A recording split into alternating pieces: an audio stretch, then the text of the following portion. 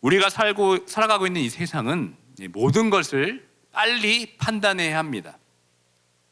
빠른 선택과 결정력은 이 세상을 살아가는데 아주 중요한 기술 중에 하나입니다. 그런데 이 빠른 선택과 결정력이 잘 적용되지 않는 부분이 있습니다. 그 부분이 어디입니까? 바로 이 사람입니다. 이 빠른 판단과 효율 세상에서 우리는 때로는 사람이라는 존재를 너무나 쉽게 단정짓고 평가하는 오류를 범하곤 합니다. 짧은 만남, 단편적인 정보만으로 그 사람을 전부 안다고 착각할 때가 많이 있습니다. 하지만 이 사람은 여러분 단순한 데이터가 아닙니다. 복잡한 감정과 이 개성을 지닌 사람들은 끊임없이 변화하고 또 성장하는 존재들입니다. 사람에 대한 깊이 있는 이해는 단순히 빠른 판단만으로 얻을 수가 없습니다. 아무리 오랜 시간 동안 인류가 사람의 정체와 기능을 파악하려는 노력을 기울여 왔지만 사람은 여전히 풀리지 않는 수수께끼로 남아 있습니다. 인간의 유전자 지도를 완성하고 그 정보를 바탕으로 감정과 의지 등 각 기능들을 집중적으로 연구하는 시대가 되었음에도 불구하고 사람을 이해하는 노력은 여전히 어려운 과제들입니다. 결국 사람이 아는 것 중에서 가장 어려운 것이 바로 사람 그 자신입니다. 특별히 기업에서 사람들을 채용할 때 보면 그 사람의 내면과 그 사람의 성품까지 파악할 수 있는 시간적 여유가 없습니다. 그러다 보니 어떻게 됩니까? 대부분 이력서에 있는 스펙, 그것이 그 사람을 판단하고 결정하는 기준이 됩니다. 그 이력서의 한 줄 한 줄이 그 사람의 모든 것을 결정하는 시대에 우리는 살고 있습니다. 그리고 또 그러다 보니까 무엇이 중요합니까? 이 짧은 시간 안에 자신의 모든 것을 보여줘야 하기 때문에 첫인상이 아주 중요하다고 사람들은 이야기합니다. 그래서 한때는 첫인상 5초의 법칙과 같은 이 책들이 유행하기도 했습니다. 누군가를 처음 만나서 5초 동안 느낀 이미지가 평생 그 사람을 평가하는 기준이 된다고 하면서 첫인상을 좋게 하는 법에 대해서 한창 유행하기도 했습니다. 그래서 밝고 긍정적인 표정을 지어라, 단정하고 깔끔한 외모를 가져라, 자신감 있는 태도와 공손하고 친절한 태도를 보이라는 등 여러 가지 방법을 우리에게 제시하고 있습니다. 물론 첫인상이 중요합니다. 그런데 여러분 5초라는 그 짧은 시간 동안 어떻게 첫인상을만으로 그 사람을 우리가 온전히 판단할 수가 있겠습니까? 우리의 직관과 우리의 생각은 늘 한계에 부딪히게 됩니다. 그 짧은 시간으로 우리는 모든 것을 다 알 수가 없습니다. 특별히 그 사람의 됨됨이, 인격, 성품을 알아가는데 많은 시간과 노력이 필요합니다. 그런데 우리가 이런 과정을 무시하고 짧은 시간 안에 사람을 판단하다 보니까 많은 실수가 생기게 됩니다. 이 겉으로 드러나는 모습은 눈부시게 또 아름답고 매혹적일지는 몰라도 그 이면에 전혀 다른 어떤 인격과 성품을 자리하고 있는 사람들을 볼 때가 너무나 많이 있지 않습니까?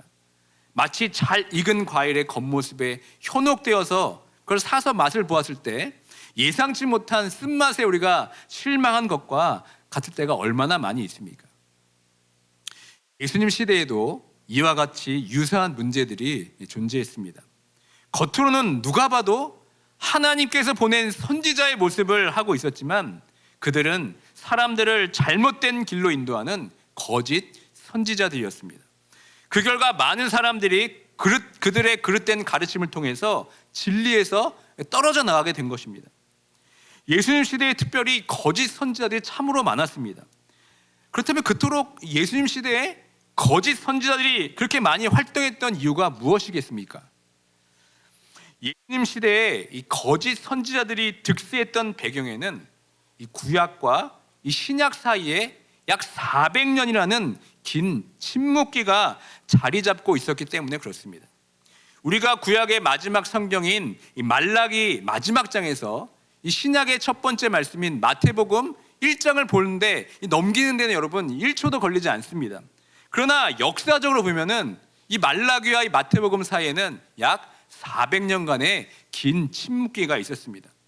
이 침묵의 시간에 하나님께서 400년이 넘는 시간 동안 이스라엘 백성들에게 어떠한 한 말씀도 해주지 않으셨습니다.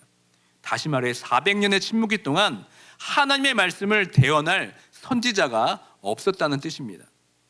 그렇기 때문에 이스라엘 백성들은 하나님의 선지자를 기다리고 또 기다리게 되었습니다.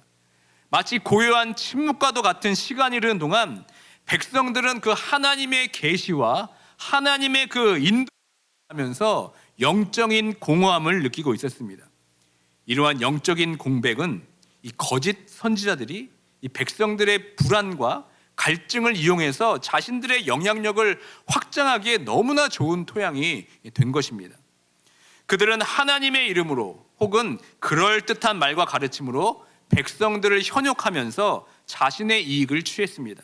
마치 어둠 속에서 빛을 찾는 맹인과 같이 이 백성들은 이 거짓 선지자들의 달콤한 말에 속아서 진리에서 멀어져 갔습니다. 이 400년의 긴 침묵기는 이스라엘 백성들에게 기다림과 소망의 시간이었지만 동시에 혼란과 미혹의 시간이기도 했습니다.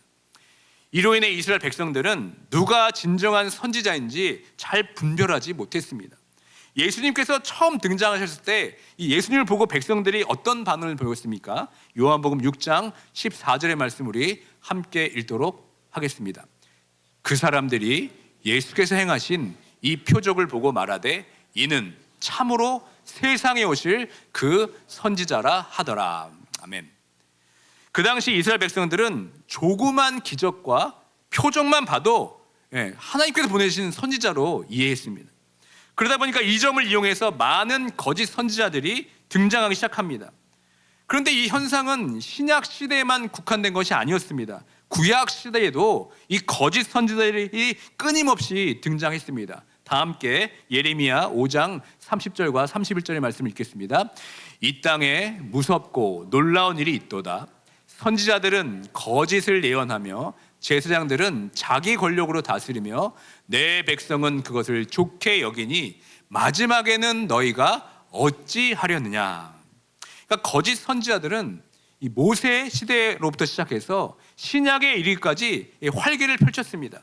그리고 지금 우리가 사는 이 시대에도 더 많은 거짓 선지자들이 등장하게 될 것을 성경은 우리에게 경고하고 있습니다. 특별히 오늘 말씀에서 이 거짓 선지자들의 모습을 어떻게 묘사하고 있습니까? 다 함께 15절의 말씀 함께 읽습니다. 거짓 선지자들을 삼가라. 양의 옷을 입고 너희에게 나오나 속에는 노략질하는 일이라. 그러니까 거짓 선지자들은 양의 옷을 입고 노략질하는 일이라고 말씀하고 있습니다. 그렇다면 이 양의 옷을 입는다는 것을 무엇을 의미합니까? 이 성경에 나오는 선지자들을 보면 그 당시 사람들과 겉모습이 달랐습니다. 구약의 엘리야 선지자의 모습을 어떻게 성경은 묘사하고 있습니까? 털이 많았다고 묘사합니다. 그리고 세례 요한도 약대 털옷을 입고 있다고 말합니다. 그러니까 거짓 선지자들이 이 모습을 지금 흉내내는 것입니다. 그리고 마치 자기가 진짜 선지자인 것처럼 말씀을 선포합니다. 그러니까 그 모습을 봐도 사람들은 저분이 하나님께서 보내신 선지자로구나 그렇게 이해한 겁니다. 또 여기서 노략질하는 일이라는 것은 무엇을 뜻합니까? 먼저 노략질한다는 것은 강도, 이 사기꾼을 의미하는 단어입니다. 그 사람의 영혼을 생각하는 것이 아니라 처음에는 양의 옷을 입고 자신의 더러움을 감춘 후에 다가가서 자신이 원하는 것을 훔쳐가는 것을 말합니다. 그리고 또 1위는 팔레스타인 당시에 개, 돼지와 비교할 수 없는 피해를 준 동물로 인식이 되었습니다. 무엇보다 사람을 해치는 육식 동물로 여겨졌습니다. 그러니까 그 거짓 선지자들이 그 정도로 위험한 존재라고 예수님께서 경고하고 있는 겁니다. 그렇다면 여러분, 이 거짓 선지자들의 특징이 무엇입니까? 그들은 그릇된 사상을 전파합니다. 잘못된 복음을 전합니다. 평안이 없을 때에도 언제나 평안하다 말을 합니다. 그리고 죄를 죄라고 이야기하지 않습니다. 요즘 여러분들은 죄에 대한 설교를 들어보신 적이 있으십니까? 2020년 3월 1일부터 2021년 2월 11일까지 유튜브 조회수를 집계해서 분석한 빅데이터를 통해 본 언택트 사회 설교 선호도 분석이라는 논문이 있습니다. 그 논문에 보시면 그 당시 유튜브에서 가장 조회수가 많고 또 많은 그 설교자 10명의 설교 제목과 조회 건수를 공개한 겁니다. 그 설교 제목을 보시면 어떻습니까? 전염병, 버텨야 산다, 가정에서 일어나는 분노 다스리기, 두려울 때 하나님께 집중하기 등으로 이 죄와 관련된 설교 제목은 하나도 없습니다. 물론 그 말씀 가운데 죄에 대한 이야기가 들어있을 수도 있겠죠. 그러나 많은 사람들이 클릭해서 본 설교의 제목에는 죄에 대해서 언급하지를 않고 있습니다.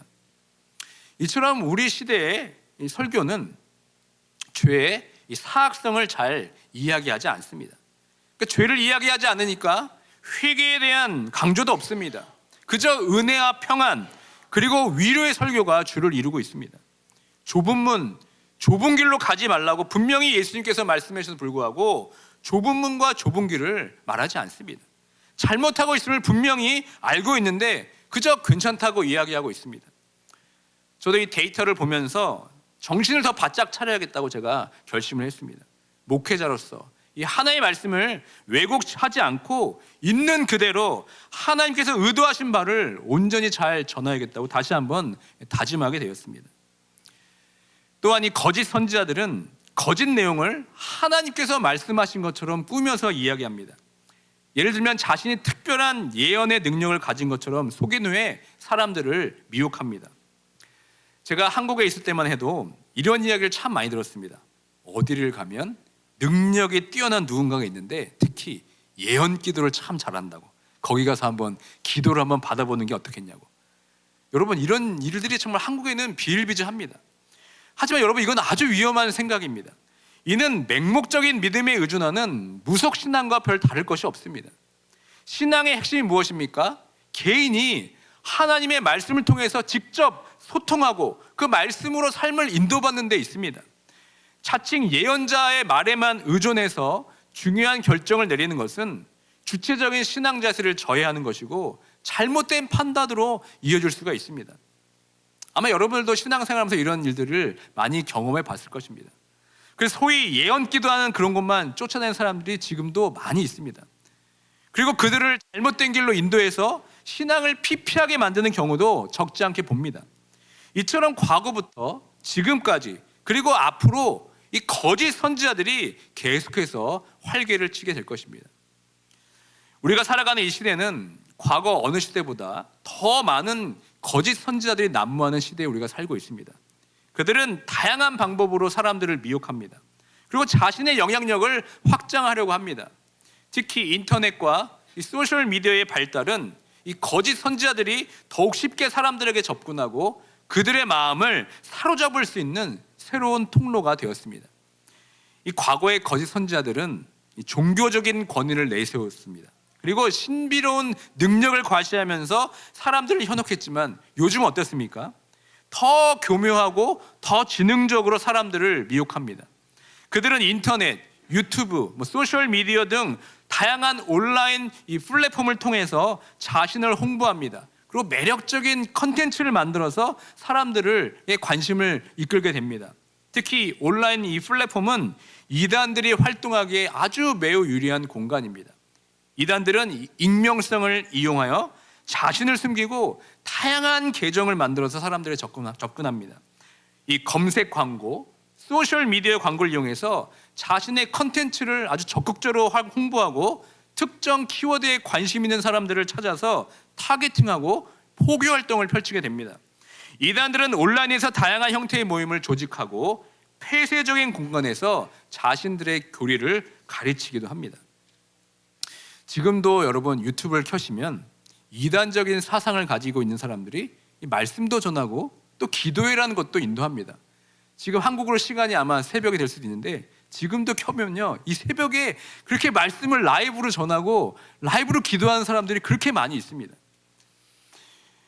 최근 이 기독교 포털 뉴스에 보시면은 유튜브에서 이단을 분별할 수 있는 기준을 제시하는 지침서가 나와 있습니다. 그 지침서의 제목은 PPT 넘겨주실까요? 유튜브에서 이단을 분별하는 11가지 지침입니다. 그 내용들을 제가 여러분들에게 잠깐 소개하도록 하겠습니다. 유튜브에서 활동하는 이단들의 특징 중 첫 번째는 암호식 비유풀이를 합니다. 신구약의 아주 특정 부분만 골라가지고 짜맞추기를 합니다. 저도 잠깐 봤는데 정말 기가 막힌 해석이 나옵니다. 이제 이거에 혹해서 사람들이 넘어가게 됩니다. 두 번째는 비밀 교육입니다. 복음은 부끄럽거나 감추는 것이 아닙니다. 그런데 유튜브를 통해서 청취할 때 자기가 만든 컨텐츠를 홍보하면서 절대 가족들이나 교회에는 이야기하지 말라고 비밀을 유지할 것을 강요합니다. 세 번째는 무엇입니까? 시대별로 구원자가 다르게 존재한다고 가르칩니다. 예를 들면 예수님은 오늘이나 또 영원토록 모든 사람의 구원자이시지만 이들은 어떻게 가르칩니까? 각 시대별로 구원자가 다르게 존재한다는 겁니다. 노아, 모세, 아브라함도 구원자고 신약 때에는 예수님이 구원자였지만 말세에는 새 시대의 구원자를 믿어야 한다고 가르칩니다. 또 네 번째는 동방한국입니다. 이사야서 41장과 46장에 나오는 동방을, 이거는 성경에서 엄연히 이스라엘의 동쪽인 팔레스타인 지역을 뜻하는 거지만 이 동방을 어떻게 해석합니까? 한국이라고 해석을 합니다. 그래, 한국의 의인 구원자가 대한민국에서 지금 태어났다고 주장하는 겁니다. 참 어처구니가 없는 이야기입니다. 다섯 번째는 무엇입니까? 직통 계시입니다. 자신에게 하나님께서 계시를 내려주셨다고 하면서 예수님 이후에 2000년 동안 봉인되었던 진리를 풀고 새롭게 내려진 것으로 주장하면서 자신이 하나님의 음성을 들었다고 주장합니다. 그리고 자신이 말을 듣지 않을 때는 저주받을 것이라면서 공포감을 조성합니다. 여섯 번째는 종말 예언입니다. 예수님 오시는 날은 아무도 모릅니다. 분명히 성경이 그렇게 가리키고 있습니다. 그런데 어떻게 합니까? 조건부 종말을 내세워서 예를 들면 2, 3년 안에 14만 4천 명이 차면은 이 세상에 종말이 올 것이라 이렇게 얘기도 합니다. 일곱 번째는 무엇입니까? 율법주의입니다. 안식일은 오늘날의 일요일이 아닌 토요일이라고 주장하면서 그날에 예배한다고 가르칩니다. 이 일요일은 태양신을 숭배하는 날이기 때문에 안식일과 더불어 구약의 진리를 토요일날 지켜야 된다고 그렇게 가르칩니다. 자칭 율법주의적 주장을 하는 겁니다. 여덟 번째는 무엇입니까? 극도의 교회를 비난하게 되는 겁니다. 교회의 타락한 모습만 부각하고 교회는 위선적인 종교 집단이라고 매도합니다. 정통 교회에는 구원이 없는 바벨론이고 진리가 없이 타락한 집단이라고 악마시하고 이 교회를 떠나서 자신의 단체로 옮겨야만 구원받는다는 아주 그런 이상한 교리를 펼치게 됩니다. 이 아홉 번째는 프리메이슨 음모론 등 과도한 호기심을 우리에게 자극하게 됩니다. 영적인 하나님의 나라는 물론이며 이 세상 나라는 하나님께서 통치하고 다스리십니다. 근데 마치 이 세상 나라 배후에 무슨 프리메이슨, 일루미나티 등 특정 세력이 움직이는 것처럼 강조합니다. 또 열 번째는 유튜브 채널의 투명성입니다. 유튜브 채널 운영자가 어떤 신학 채널이나 기독교 관련 채널을 운영하는데 이 사람이 신학을 어디서 했고 어느 교단 소속이며 어느 교회에 다니는지 여부가 불분명합니다. 확인되지가 않습니다. 마지막 11번째는 일상생활의 불가입니다. 유튜브 채널을 시청하면 할수록 삶에 어떤 용기가 생기고 가족과 이웃에 대한 사랑이 생겨야 되는데 이 가족 뒤에 원수 사탄이 들어가 있는 것 같고 곧 세상 마지막이 올 것이라고 가르치게 됩니다. 그러면서 살 의미를 잃게 만들게 됩니다. 이게 바로 유튜브에서 이단 분별하는 11가지 지침입니다. 만약 여러분들이 즐겨보는 유튜브 채널 가운데 11가지 항목 중에서 하나나 2개가 해당된다면 여러분 예의주시하시고 3개와 4개가 되면은 확실한 문제단체이며 4개 이상이면 단연코 사입이 이단이 되는 것입니다. 만약 11가지 항목에 해당하는 내용이 있다면 여러분 그 유튜브 채널 여러분 끊으셔야 됩니다. 이처럼 우리가 사는 이 시대에도 이 거짓 선지자들이 아주 교묘하게 활개를 펴고 있습니다. 그렇다면 여러분 우리는 어떻게 하면 이런 거짓 선지자들을 구별해낼 수 있겠습니까? 사람은 아무리 약하고 불의한 자일지라도 누구나 이 3일쯤은 아마 천사 역할을 할 수 있을 것입니다. 좀 길면 아마 한 달이 지날 것이고 더 길면 1년 정도 되겠죠. 그러나 결국은 본색이 드러나게 되어 있습니다. 그렇기 때문에 예수님께서는 우리에게 하신 이 말씀을 다시 한번 주목해 봐야 됩니다. 다 함께 오늘 본문의 마지막 절인 20절의 말씀을 함께 읽도록 하겠습니다. 이러므로 그들의 열매로 그들을 알리라. 아멘. 여기서 이 알리라라는 동사는 미래형입니다. 거짓 선지자인지 참 선지자인지 빠르게 판단하기가 어렵다는 것을 암시하는 것입니다. 열매로 판단한다는 것은 굉장한 시간을 요구하는 일입니다. 그렇기 때문에 열매를 볼 수 있을 때까지 성급히 판단하지 말고 면밀히 관찰하라는 말씀입니다. 물론 열매로 그들을 알리라라는 이 말씀은 마냥 열매를 보기 위해 시간만 길게 끄라는 의미도 아닙니다. 열매를 보고 알 수 있다는 것의 또 다른 의미는 무엇입니까? 우리에게 영적 분별력이 있어야 함을 말하는 것입니다. 히브리서 5장 14절의 하반절 말씀을 우리 다 함께 읽도록 합니다. 그들은 지각을 사용함으로 연단을 받아 선악을 분별하는 자들이니라. 아멘. 이 말씀은 그리스도인들이 영적으로 성숙하고 성장하기 위해서는 이 지각을 사용하는 것을 의미합니다. 즉 생각하고 분별하는 능력을 키워야 한다는 것을 강조하고 있습니다. 이러한 지각은 단순히 세상적인 지식을 의미하는 것이 아니라 하나님의 말씀을 통해서 훈련되고 연단된 영적인 분별력을 의미하는 것입니다. 제가 2007년도에 중국 선교를 간 적이 있습니다. 중국 도문 근처에 조선족 교회에 선교 활동을 펼치러 갔습니다. 그곳에서 아주 나름 규모도 있고 제법 큰 교회였습니다. 그런데 그 교회의 사모님께서 계셨는데 우리 선교팀을 그렇게 반가운 얼굴로 맞이해 주시지 않았습니다. 우리를 향해서 계속 경계의 눈빛으로 우리를 지켜보고 있었습니다. 그래서 저희 선교팀들도 그 사모님 좀 이상하다 할 정도로 모두가 이게 느끼고 있었습니다. 어쨌든 저희가 선교를 다 마치고 마지막 식사를 하는 자리가 있었는데 사모님이 그 자리에 계셨습니다. 그제서야 저에게 이제 미소를 띄우시면서 이렇게 얘기하셨습니다. 오해는 하지 마시라고. 하도 이상한 선교팀들이 너무 많이 이 지역에 방문해서 그렇다고. 처음에는 선교팀들이 오면 너무나 고맙고 반가웠지만 나중에 알고 보니까 이단들이 그렇게 많았다고 하시면서 여러분들의 그 선교 사역을 보면서 이제서야 내가 마음을 놓이고 이제서야 고맙다고 감사하다고 제가 말을 한다, 이렇게 우리에게 고백을 했습니다. 여러분, 선교지에서는 정말 이단들의 활동이 정말 어마무시합니다. 이 짧은 시간 안에 어떻게 합니까? 물량 공세와 정말 양의 옷을 입고 교묘한 말로 속여서 그 지역 사람들을 현혹하면 당해낼 수가 없다고 얘기합니다. 그러면서 자신들이, 이 사모님들이, 그 지역의 리더들이 큐티하고 말씀 보는 것이 우리랑 정말 다른 수준이었습니다. 큐티하고 말씀 보는 것이 정말 자신의 신앙을 지키기 위해서 목숨을 걸고 한다는 그 말씀이 지금도 제 귀에 생생하게 들립니다. 그러니까 우리는 이 말씀이라는 영의 양식을 먹을 때 우리는 온전한 눈을 가지게 됩니다.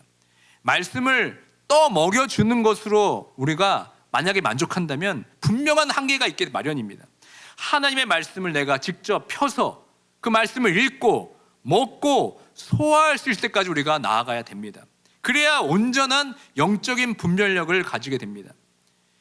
여러분, 거짓 선지자를 지금의 표현을 하면 이단입니다. 여러분, 이단이라는 뜻이 무슨 뜻인지 아십니까? 달을 이, 끝단. 그래서 여러분 이단이라 부릅니다. 시작은 비슷한데 끝이 다르게 끝나기 때문에 우리가 이단이라 이렇게 부르는 겁니다. 이단에 빠지는 분들 보면은 이 초신자보다는 나름 신앙에 관심이 많고 평소 말씀에 관심이 많은 분들이 주로 빠지게 됨을 봅니다.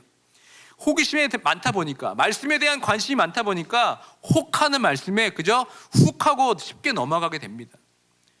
처음부터 말씀에 대한 분별력을 가지게 된다면, 그렇지 못한다면 우리는 이단에 빠질 수밖에 없습니다.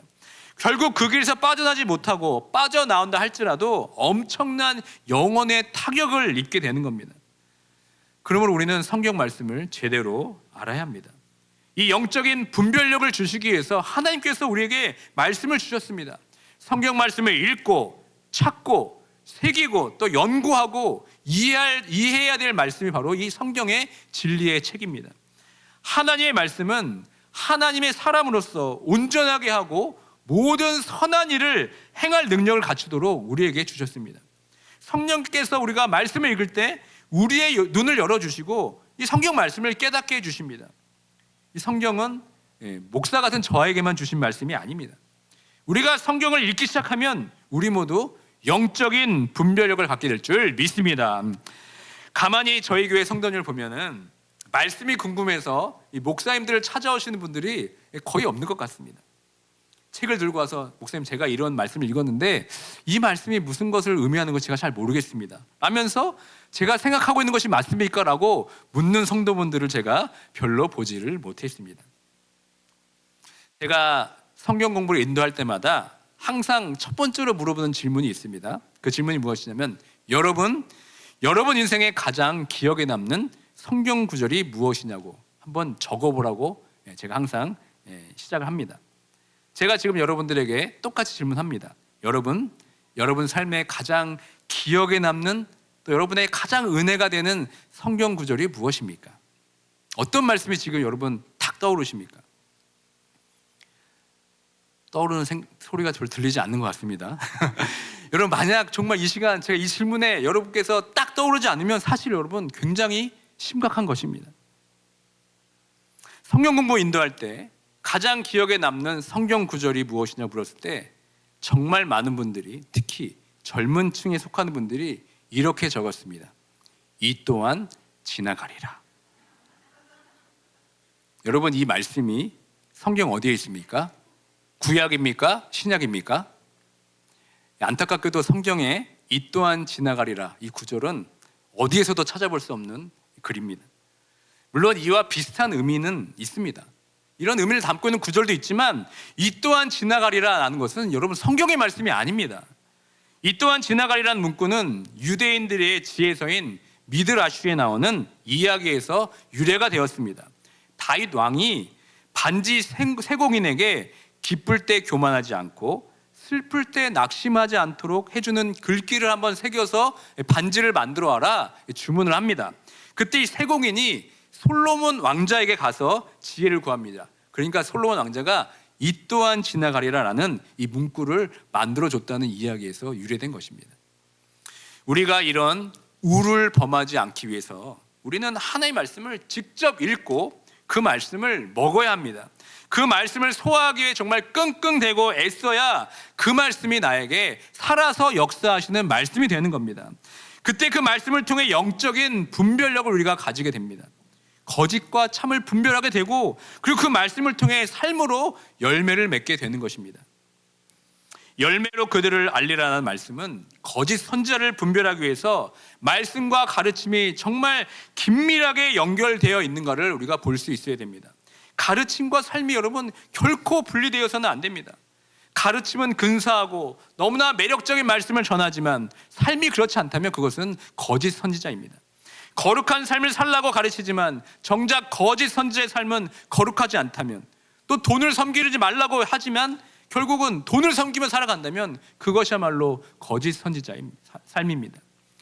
계속해서 우리가 신문의 사면을 보면 특종감으로 등장하는 것이 무엇입니까? 목회자의 성윤리의 문제입니다.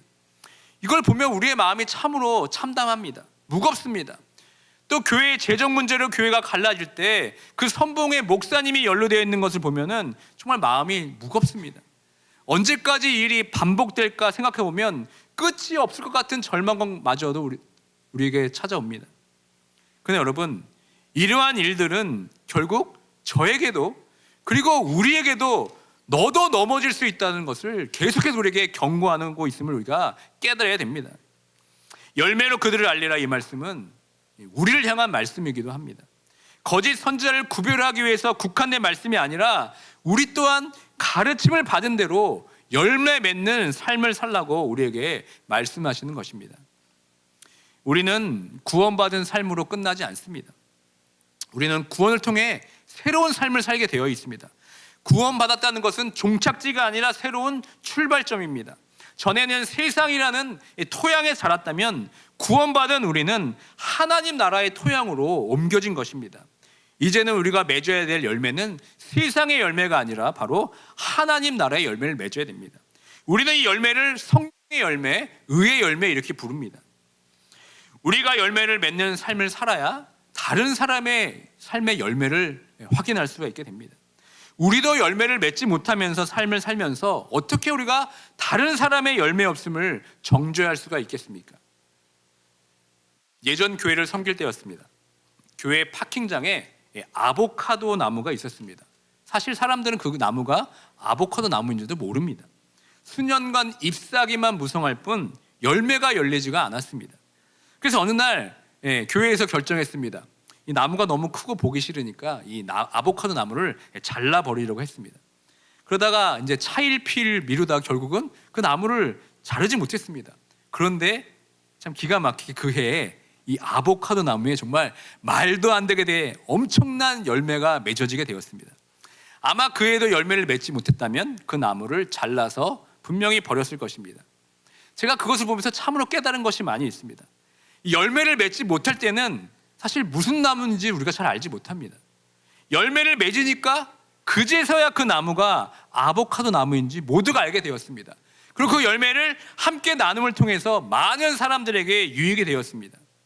그러니까 열매를 맺기 전에는 잘라버림을 당할 뻔했지만 이제는 풍성한 아보카도 나무의 열매를 맺으면서 모두가 주목하게 되는 나무가 되었습니다.